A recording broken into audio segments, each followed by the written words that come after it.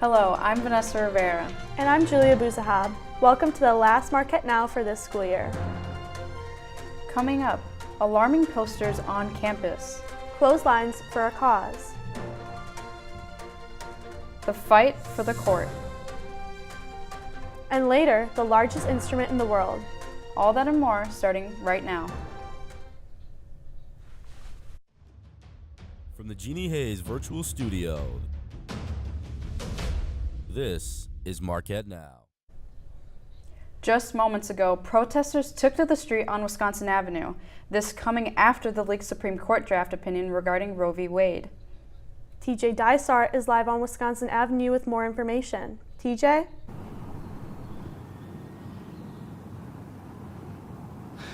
Thanks, Vanessa and Julia. I'm currently standing live on Wisconsin Avenue where just moments ago, students and protesters took to the streets to protest the potential overturn of Roe v. Wade that broke news Monday night. I was just live on the scene earlier today where I was able to talk to students and protesters, many telling me that they didn't even know that this event was taking place today. Actually, I was just in the neighborhood, and then I saw it on the news, so I just came outside, and everybody was already out here. Personally, I want to be able to do what I want with my body, including having an abortion. I have a chronic medical condition where if I do not have an abortion, I could suffer my baby could suffer birth defects, or I could die at childbirth. So I need to be able to legally and medically have a safe abortion myself. We were saying that this is where we are right now, and this is our home, and we're making a difference actively where we are, and that's kind of like Marquette's motto and stuff too. Some of the Marquette students told me that they originally saw the event happening from their dorm windows and later joined the crowd on Wisconsin Avenue. The protesters gathered at Red Arrow Park at 4 p.m. today and marched all the way to Planned Parenthood, located on 22nd in Wisconsin. Back to you, Vanessa and Julia, in the studio. Thanks, TJ. MUPD is investigating a situation where a triggering poster and sticker were found along Wisconsin Avenue. Kaylee Starrell is live outside of Cudahy now with more information. Kaylee?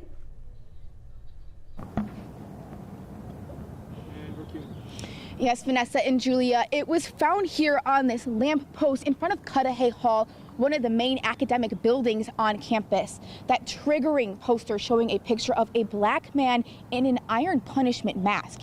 And now yesterday, a sticker found in front of Johnson Hall, this one showing a white woman with a metal contraption around her face.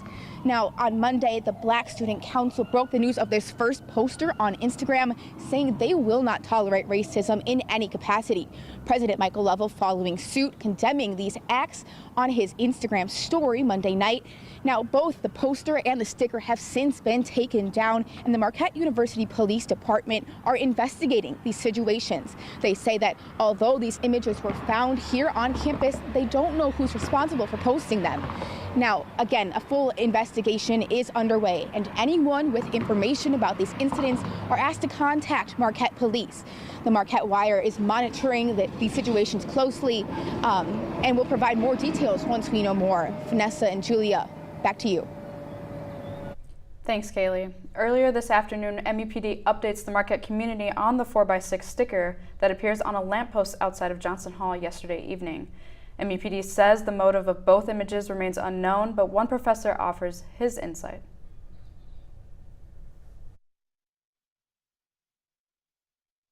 Maybe the person put it there to be evil. Maybe the person put it there to provide commentary. Whoever and whyever, that image is the encapsulation of the barbaric nature of human slavery. MUPD says the investigation will continue, but awaits further information. Several non-affiliated Marquette niche accounts are hosting a walkout Friday to show their support for those affected by the potential overturn of Roe v. Wade. A leaked initial draft majority opinion indicates that the Supreme Court is set to vote to overturn the law that federally protects the right to abortion. If Roe is overturned, states will be tasked with making decisions about abortion access. The walkout will occur this Friday at 10:30 a.m. Last Thursday, Marquette confirms that Dwayne Wade will be this year's commencement speaker at graduation. Speculation occurs after Marquette teases the community with a photo of a lightning bolt last Wednesday, referring to Wade's nickname, The Flash. Wade attended Marquette from 2000 to 2003 until later declaring for the NBA draft. I mean, I just wish he was my class's commencement speaker. I grew up watching basketball from him. I'm from Chicago as well, and like one of the things that drew me to Marquette was like knowing that Dwayne Wade attended here. I feel amazing about it. I think it's gonna be really fun. I think he's a great representation of Marquette. Definitely ties in the great year we've had with basketball for all 4 years at Marquette, and being at Summerfest is gonna make it even cooler. The College of Nursing receives a $1 million donation to expand and renovate Straz Hall. The donation from alumni couple Mickey and Jennifer Minhas will allow Straz Hall to be transformed from the current home of the College of Business Administration into the new home for the College of Nursing. Construction is expected to take place in the winter of 2022 and is expected to be completed in 2024. A Marquette alum is receiving justice. Sarah Richardson has more. It's been nearly 8 years since the abduction and beheading of Marquette alum and journalist James Foley while covering the Syrian civil war. 8 years later, justice is being served.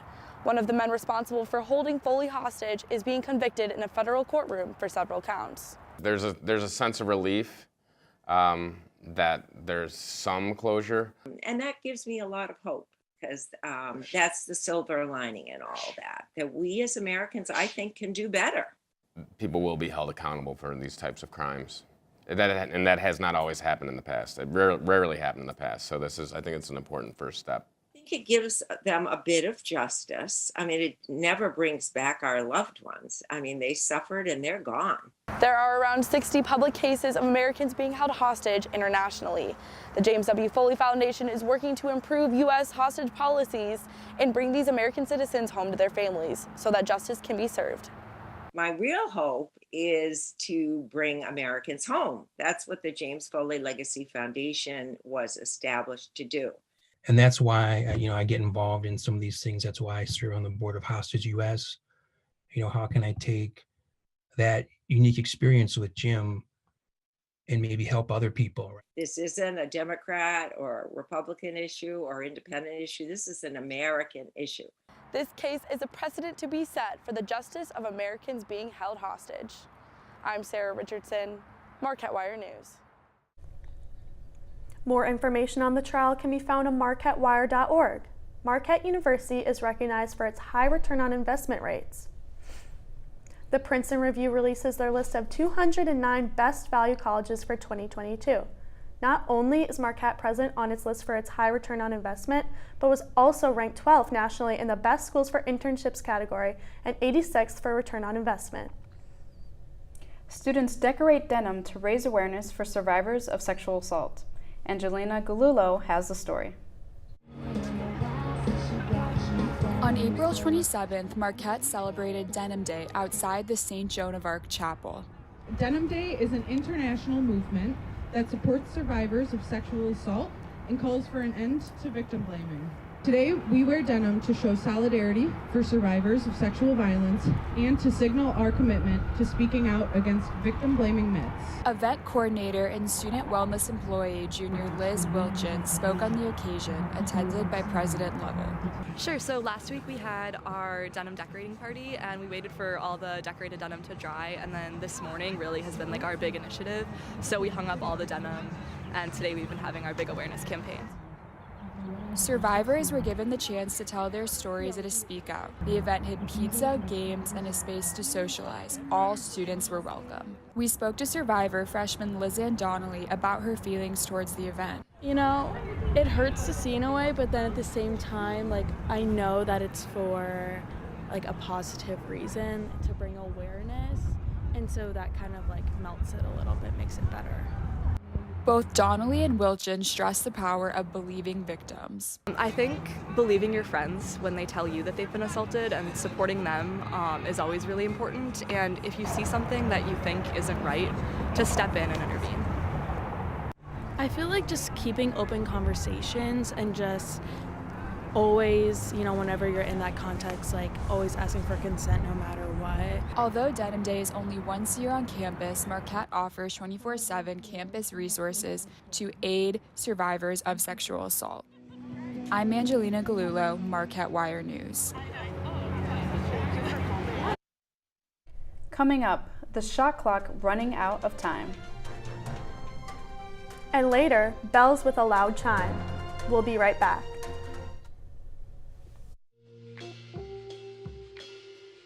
After you joined our family, it was like, I really do feel complete now.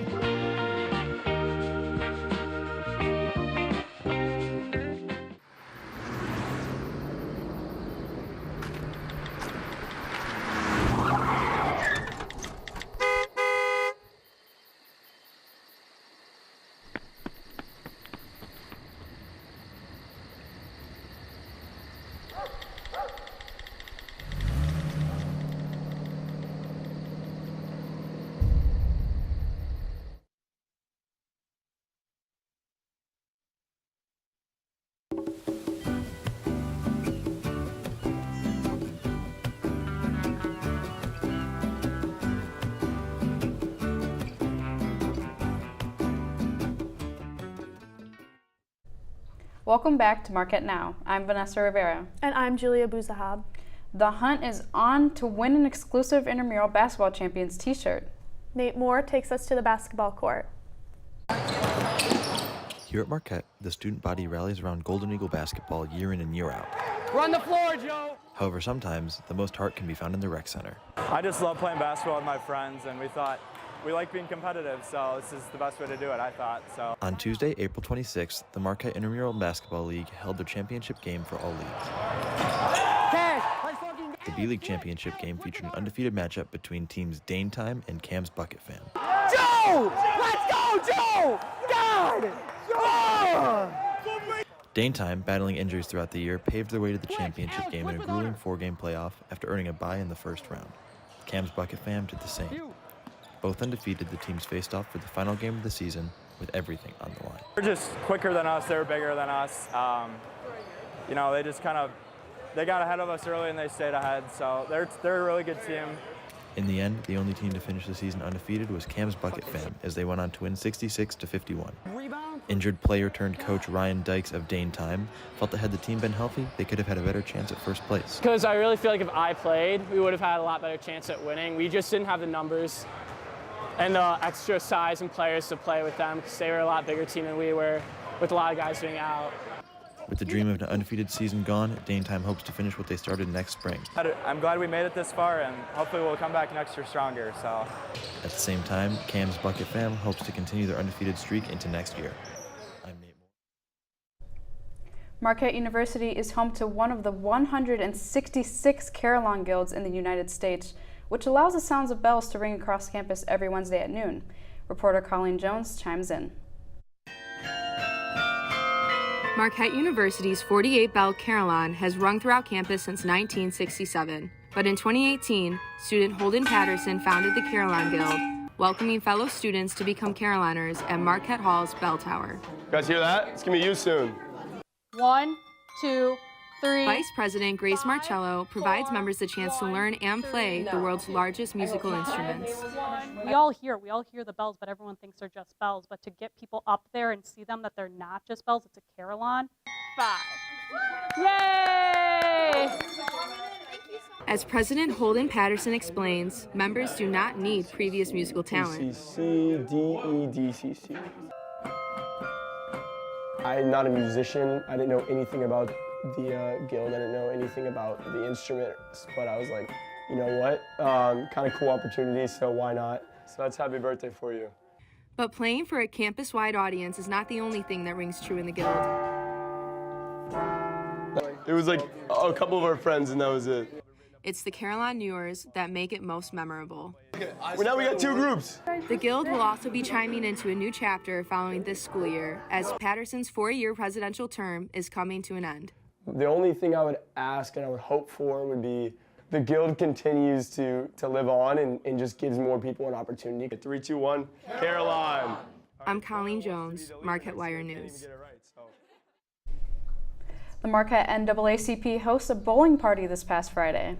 The goal of the event, to strike down the stress of quickly approaching final exams and projects while building up friendship and community.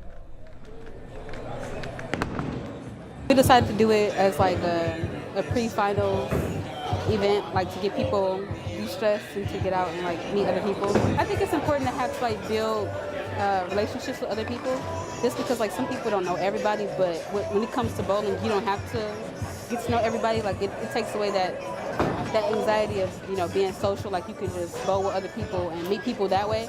And I feel like bowling is an event that brings everybody together because it's fun in itself. You know, I've been wanting to do some outdoor activities, but I might have to do something like bowling because of all the rain. I know, I've been feeling like that too. Hopefully our Alex Rivera grant can promise us some sunnier days ahead. Well, while I can't promise the sun will come out tomorrow, I can show you guys what we're expecting in the next couple days. So moving over to our weather, we got a lot of stuff going on right now. So I'm gonna wait for my thing to come down, but right now, it's partly cloudy. The temperature is 45 degrees Fahrenheit. Humidity is at 70%. So my curly girls, make sure you get your climate control gel out. Precipitation's at 5%, and the winds are coming in from the northeast at 6 miles per hour. So moving on to our overnight lows, as you can see on our wonderful, beautiful map here, we got some numbers kind of in the same kind of range. So our highest numbers are coming in at Eau Claire and La Crosse at 41 degrees Fahrenheit, and Milwaukee's down a little bit lower at 37 degrees Fahrenheit. But overall, pretty much the same thing going on. Into tomorrow's highs, we're kind of moving up a little warmer. So most of Wisconsin is going to be in the 60s. Unfortunately, Milwaukee will be in the 51 degree Fahrenheit area, while Superior is about 49 degrees Fahrenheit. And tonight, we're sticking with that partly cloudy theme, so the low is going to be about 37 degrees Fahrenheit. The humidity is at 75%, the precipitation is at 10%, and the winds are going to be coming in from the northeast about 7 miles per hour. Tomorrow, it's going to be 51 degrees Fahrenheit. The humidity is going to be at 69%, so there's a lot of humidity coming in. Like I said, that control gel going to help you out. Get your Echo Gel, whatever it is you need.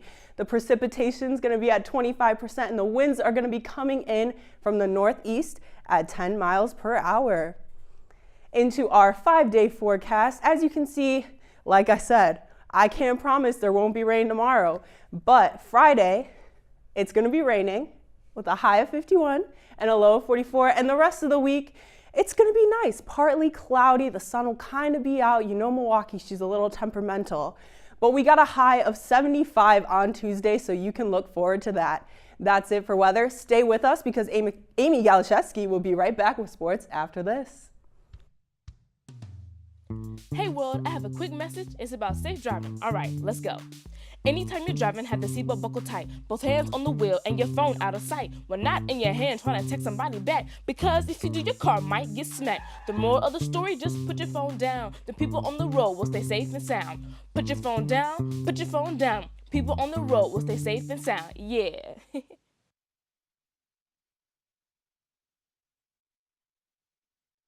Roll over. When you adopt a shelter pet, you discover all the things that make them unique.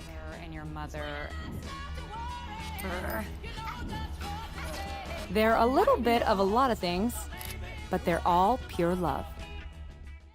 Every day, Millions of people are connecting. Father, cosplayer, mentor, actor. It's time we take a step forward, come together, and discover how accepting our differences can make us stronger. Welcome back. I'm Amy Galashevsky with your Marquette Now Sports Report.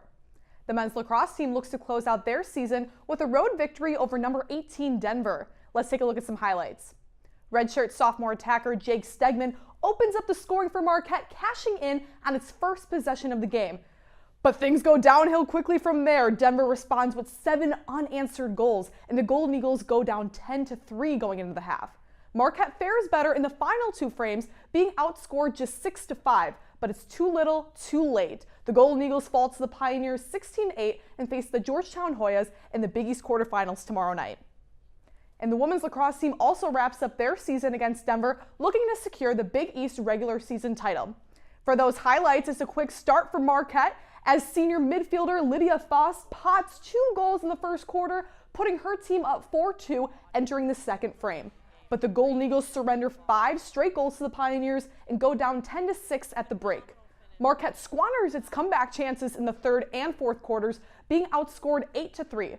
The Golden Eagles dropped this one to the Pioneers 18-9. The team opens up that postseason play against the Georgetown Hoyas tomorrow at 5 p.m. Both lacrosse teams have that similar pattern coming off of a Denver game, playing Georgetown tomorrow night. They'll be looking to bounce back. But for Marquette women's soccer, they kick off their exhibition season finale. Marquette Now's Sarah Richardson takes us to Valley Fields. In the final match of the spring exhibition season, the Marquette women's soccer team takes on the University of Wisconsin at Green Bay in Valley Fields. Despite the squad's official season starting in the fall, the exhibition games gets the Golden Eagles adjusted with its 5 new transfers. But the transfers coming in, I feel like they've been fitting in so well, and I think we provide that welcoming culture. It was more about them getting to know each other and what kind of players they are. And for University of Tennessee transfer Isabella Cook, it's a brand new adjustment. They really had their arms open and really welcomed me in, which on the field shows good chemistry, which they were really accepting of me, and I accepted that of them. In the first half, the match is a defensive affair as neither team can find the back of the net. But after halftime, Katrina Weatherall makes it happen for the Golden Eagles. Shortly after, Erin Kennedy nails in another point in the Green Bay territory.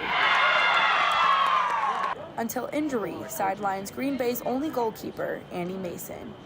Mickey Easter from the Golden Eagles took the stand in the net for the rest of the match. Easter let in 2 goals from her own teammates, one due to a miscommunication on Green Bay's side. My goal this spring was we can't have a strong goalkeeper without a whole goalkeeper unit. Any chance we can play, let's play. And I said, Mickey, would you want to go in the goal? He's like, sure, I want to go. So she's a team player. With some old, some new, and some playing for the other team, the Golden Eagles top off the season with a dub, 4-0. I'm Sarah Richardson, Marquette Wire News. Well, that's it for sports, but don't go anywhere. Marquette Now will be right back with our very special Down to the Wire segment.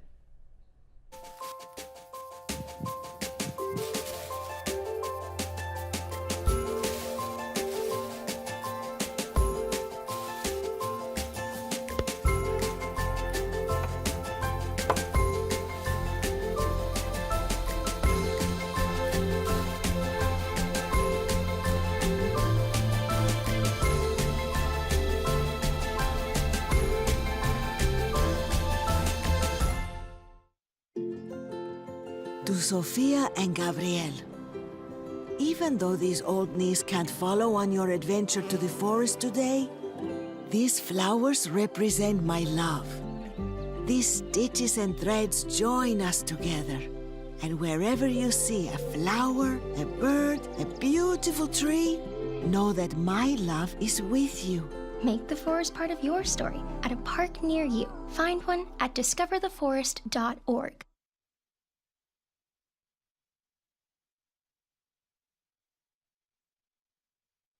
Mr. Rivera. And I'm Julia Bouzahab. Marquette Wire Executive News Editor Megan Woolard joins us now for tonight's edition of Down to the Wire. She's with Marquette Wire Director of Student Media, Mark Zaromsky, to talk about his experience here. Megan? Thanks, Vanessa and Julia. Mark, thanks so much for coming on the show tonight. Thanks for having me. So for those of you that maybe don't know Mark, you are the Faculty Director of Student Media here at Marquette. What do you do in that role? So I am the Director of Student Media, and I'm the best Director of Student Media, and I can say that with absolute certainty because I'm the first one, right? So my job is essentially that. I'm the advisor to the Marquette Wire, which, you know, the MUTV, MUR, the Marquette Tribune, the Marquette Journal, and then all the things we do on the web. And so my job is to set you all up for success. Yeah, and Mark, so for those of you that don't know, Mark is retiring at the end of this academic year. What are you most proud of during your time as the Director of Student Media here at Marquette? You know, that's a good question. I'm proud of every single moment. I'm proud of every single one of you. I think probably I'm proud of the facilities. That's one of the first things I worked on. But I think probably my proudest moment is when the Marquette Wire was named one of the top 5 student media outlets in the country. That's just absolutely amazing. I dreamed about that. I set it as a goal, but I never thought it was going to happen, and it's just a testament to all of the hard work that you all do. So. Mm-hmm. And what do you hope your legacy is as you kind of leave Marquette and enter that next chapter of your life? Yeah, I think the biggest thing is that I hope that our students are good people. I hope that my alums are good people. I hope that my alums know the value, the importance of culture. And I think that's one of the biggest things that we've done here in the past 6 years is create a culture of kindness, collaboration, inclusion, excellence. And I think that's important in any organization. So it really doesn't matter whether you go into journalism or somebody else goes into something else. I think the value of having that culture, that's what makes an organization great. Mm-hmm.